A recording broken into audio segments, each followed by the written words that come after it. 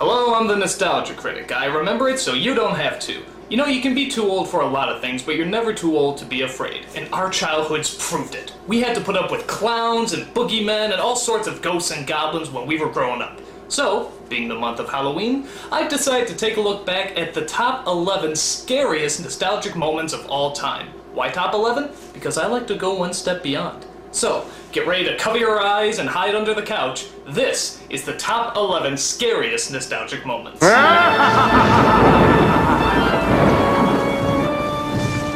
Number 11.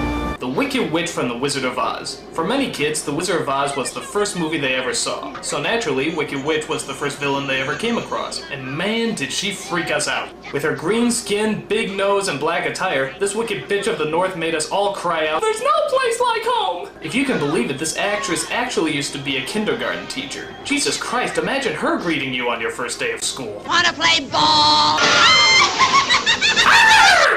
Number 10. The tunnel scene from Willy Wonka and the Chocolate Factory.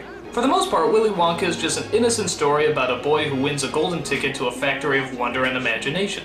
But suddenly goes fucking nuts when it enters the death tunnel from hell. I'm gonna be sick. Every creepy image you can imagine pops up here. Snakes, lizards, Gestapo wannabes, even a scene of a chicken getting its head chopped off.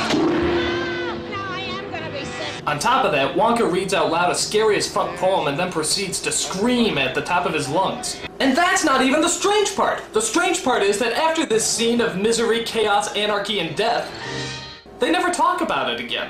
They just go on their merry way like nothing ever happened. Man, if I was in that situation, even if we got up to the part with the giant geese, I'd be like, dude, what the fuck was up with that tunnel? I always thought to myself, this scene would make a lot more sense after I grow up. Well, I'm grown up now, and it still makes no fucking sense! So what's the deal, Wonka? There's no earthly way of knowing What are you talking about? which direction we are going. What? Not a speck of light is showing, so the danger must be growing. Are the fires of hell a-glowing? Is the grisly reaper mowing? Yes, the danger must be growing, for the rowers keep on rowing, and they're certainly not showing any signs that they are slowing. Number 9.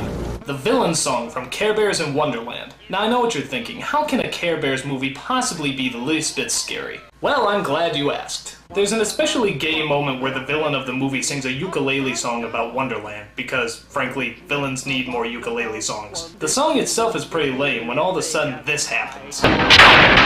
Did you see it? Did you see it? Watch it again in slow motion. Holy fuck, what is that? It looks like something Charles Manson would shit out. And because the scene goes by so fast, it doesn't just scare us, it scares us on a subconscious level. I always said if you watch Care Bears long enough, you'll see the face of the devil, but I didn't think you could actually freeze frame it. Number 8.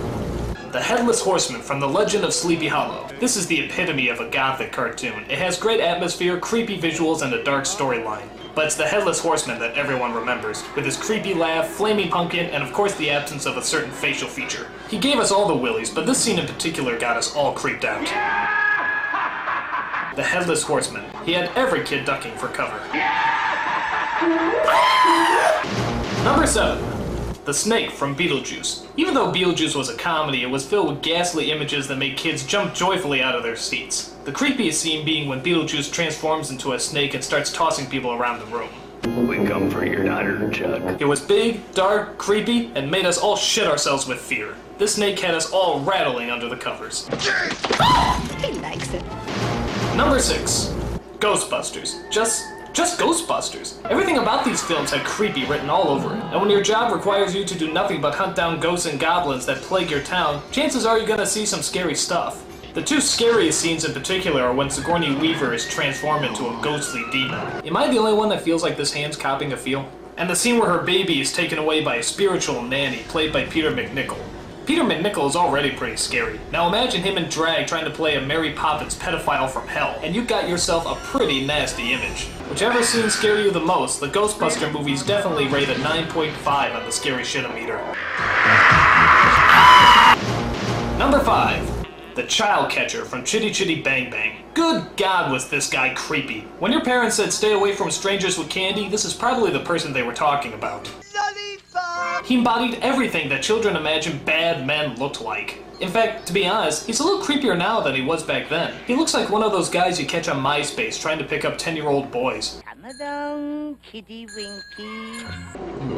Whatever reason he creeps you out, he's one bad customer. And my guess is he'll be ringing your doorbell reading a court-required notice sometime soon.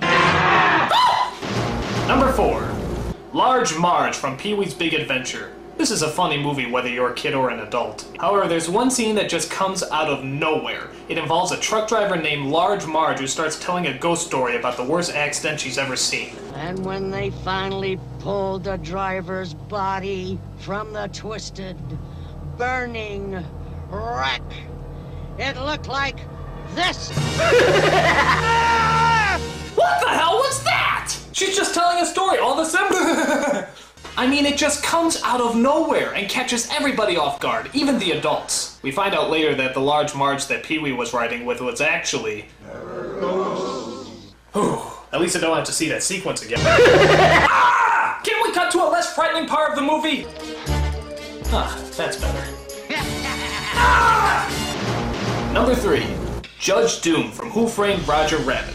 Everything about this movie kicks ass, and the villain is no exception. He's tall, he's dark, he's Christopher Lloyd, right on the money. The best scenes, though, come at the very end when he transforms into a half-man, half-toon psychopath. And you could count the bricks we shit after seeing this scene.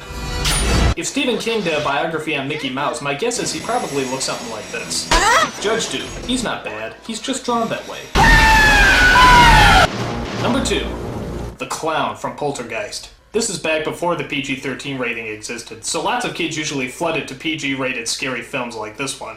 And boy did we regret it. This clown had all of us looking at our toys funny.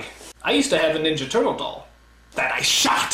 For the most part, the clown does nothing throughout the entire movie, but all the kids are watching it saying, "Yeah, I know you're up to something." Oh, cut the crap! We both know you're alive! We had to wait the whole entire movie for this thing to do something. And even though we waited an hour and a half for it, we still weren't ready. And the number 1 scariest nostalgic moment is... the Banshee from Darby O'Gill and the Little People. With her ghostly image, hideous complexion, and terrifying howl, the Banshee was one of the scariest images that no kid should ever have to see. If you haven't seen this movie, you should. It's pretty good by Disney standards. It has great atmosphere, good characters, and it's the only film you'll ever hear Sean Connery sing. Seriously. She is my dear, my darling one, my smiling and big island one. And if that's not scary enough for you, the Banshee surely is. Now, the effects in this movie range from ingenious to insufferable, and the Banshee is no exception. Most of the time she moves very gracefully, but other times she kind of moves like a go-kart. In fact, she's not even on screen for very long. The rest of the scene focuses on the death coach, which is pretty damn creepy too. But it's the eerie presence of the Banshee that gets our blood boiling, even to this day. In fact, there's one scene at the end that still continues to scare the shit out of me, even to this day. In fact, I usually end up running out of the room screaming. I'm so terrified, I don't even get to finish the rest of the scene. But not today. Today, seeing how it's Halloween, I'm gonna stand up for myself, gonna confront my fears, and I am gonna watch this scene all the way through.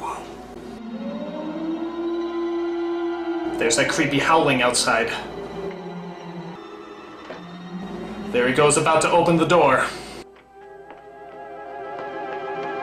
Here it comes!